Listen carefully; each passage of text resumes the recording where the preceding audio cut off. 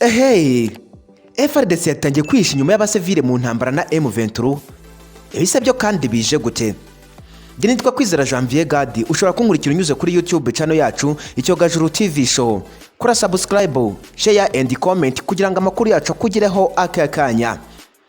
Umutwe wa M23 uri gushinja ingabo za leta ya Congo Fardc gushinga imbunda nini hafi y'ibikorwa remezo bikoreshwa n'abaturage benshi ku buryo bishobora gushyira mu kaga ubuzima bw'abasivire mu mirwano ikomeje guhuza impande zombi.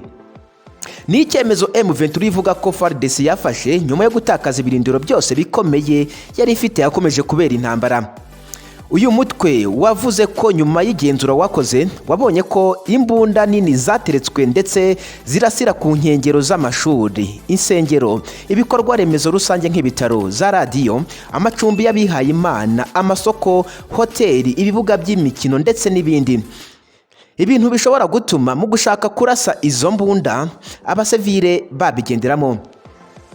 M23 yatanze igero nko mu gace ka Ntambwenga aho imbunda nini zashinzwe ku ishuri rya Ntizirimwe muri metero 19 gusa uvuye ku bitaro bya Ntambwenga, hanahungiye abantu benshi, hakaba no muri metero 21 uvuye ku kiliziya ihubatse. Aho ngo hanashinze imbunda irasa kure ikanarasa rocket muri metero 30 uvuye ku icumbi ry'abapadiri. Mu gace karangira naho imbunda zarahateretswe mu mashuri abanza ya Mbingo na Kibanda.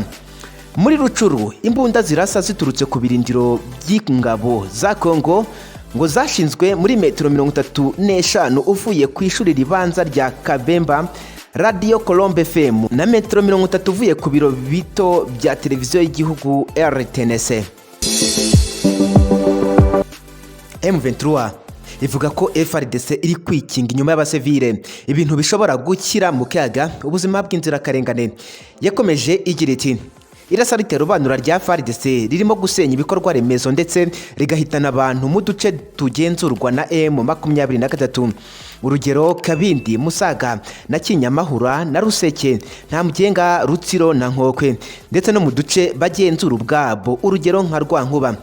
Ibi biri muri gahunda yabo yo guca intege abaturage ngo badasubira mu byabo.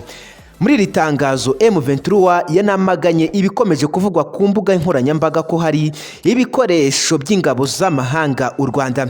Fardc yafatanye abarwanyi ba M23 nk'ikimenyetso cy'intsinzi yabo. N'ibikorwa yavuze ko biri gukorwa n'ibitangazamakuru ndetse n'abandi bakora inshengizamatwara bigamije kuyobya ubuyobozi bwa Repubulika n'abaturage.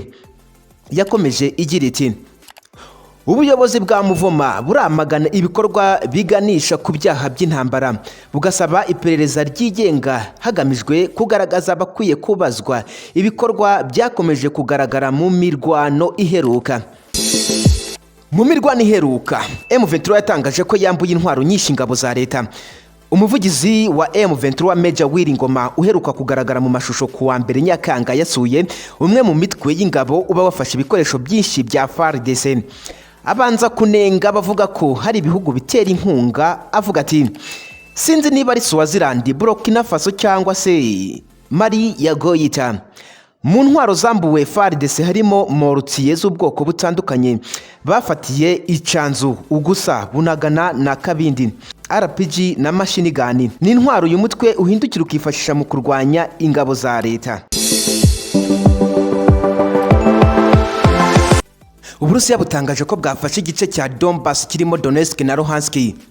Ibise byo bije gute? Minisitiri w'ingabo w'Uburusiya Sergio Shoigu amaze gutangaza ko zamaze kwamburiza Ukraine igice cyose cya Donbass gerereyemo leta ya Donetsk na Luhansk ziranira ubwigenge. Ikinyamakuru Russian Times cyegamiye kuri leta y'Uburusiya kigize kiti Donbass yose iri mu maboko ya Moscow. Minisitiri w'ingabo w'Uburusiya Minisitiri Shoigu asobanura ko ingabo za nyuma za Ukraine zari zisigaye muri leta ya Luhansk zakuwemo kuri wa gatatu Nyakanga 2022. Aya makuru yamaze kugezwa kuri Vladimir Putin. Agace ingabo za Ukraine zari zisigayemo ni Lysychansk zarimo kuva mu mwaka wa 2014 ubwo Luhansk yatangazaga ko yigenga. Guhera muri iki gitondo cy'uyu munsi ingabo z'Uburusiya nizo ziyirimo nk'uko Minisitiri Shoigu yakomeje abisobanura.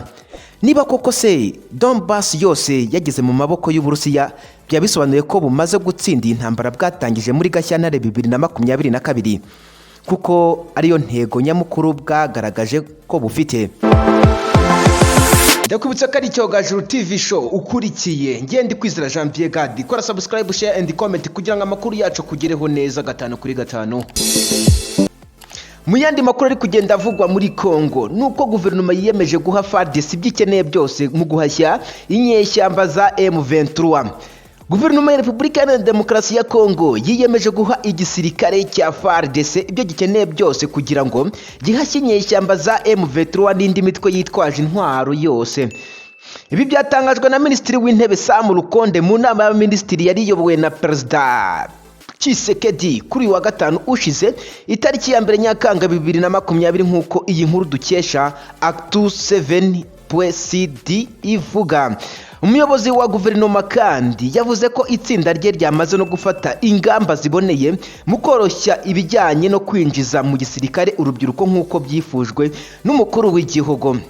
Yizeza icyemezo cyo kurengera ubusugire bw'igihugu. Minisitiri w'Intebe yibukije guverinoma yoboye ko bitayisaba ingufu nyinshi mu guha ingabo uburyo bukenerwa kugira ngo zihangane n'icyo yita ubushotoranyi bushya bw'u Rwanda.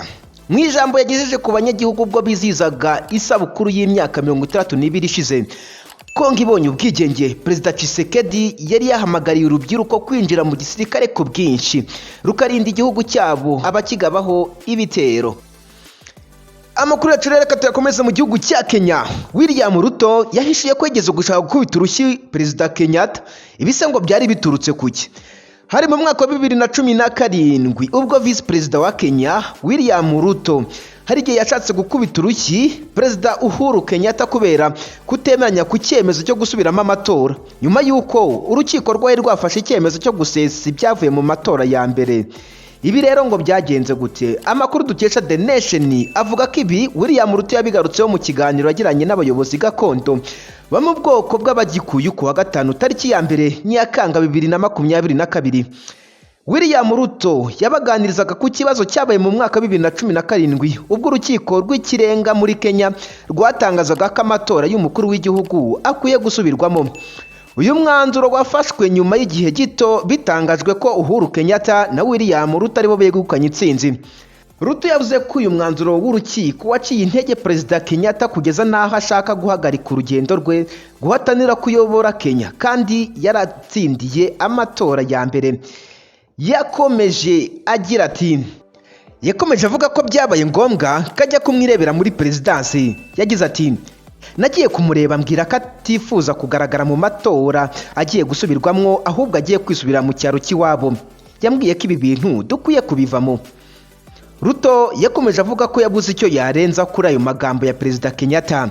Yemera ko iyo bitaba icyubahiro yaramufitiye ko yari kumukubita urushyi. Yagize ati, naramurebye ndamubwira nti wowe nuko gusa nari mufitiye icyubahiro ubundi mba naramukubise urushyi. Ni gute twashoboraga kuva mu bintu twatangiye? William Ruto n'umwe mu bantu babaye hafi Uhuru Kenyatta mu rugendo rwe rwo guhatanira kuyobora Kenya.